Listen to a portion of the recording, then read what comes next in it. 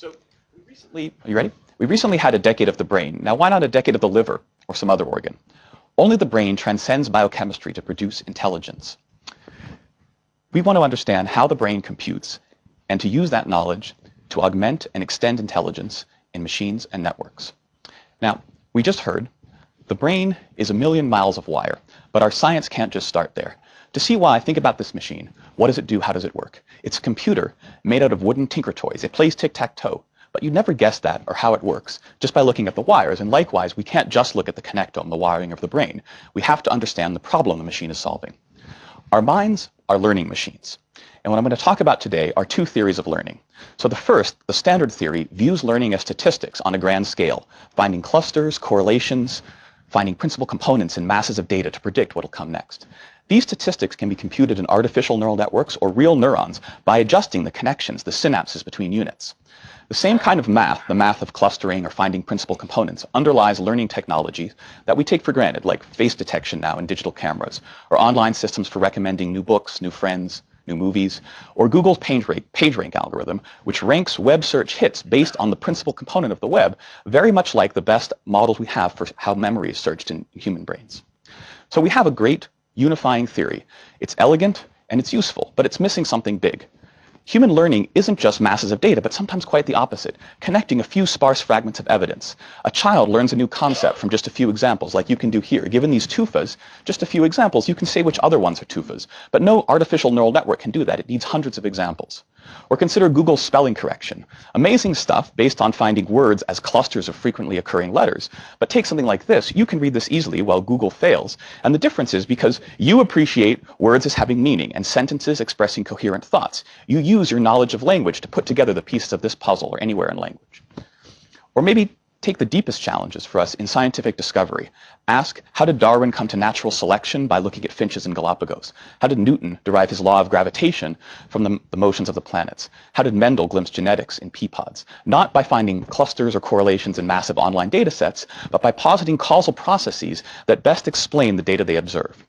So we're developing a new theory of learning based on causal models, more powerful than clusters or correlations.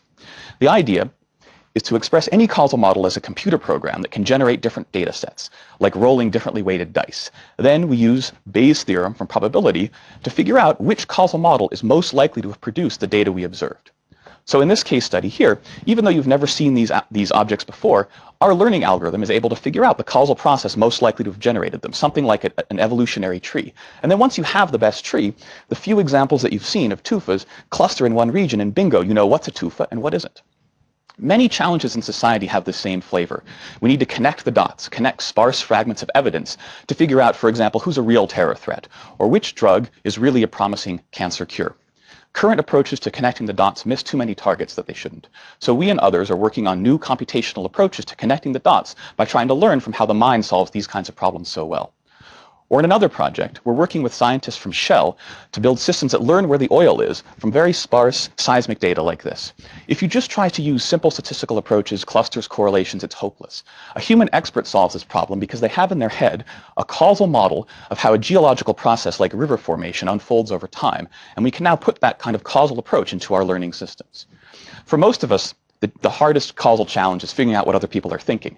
So here, it's irresistible just from a sparse pattern of motion. You don't just see blue and red, you see blue chasing red.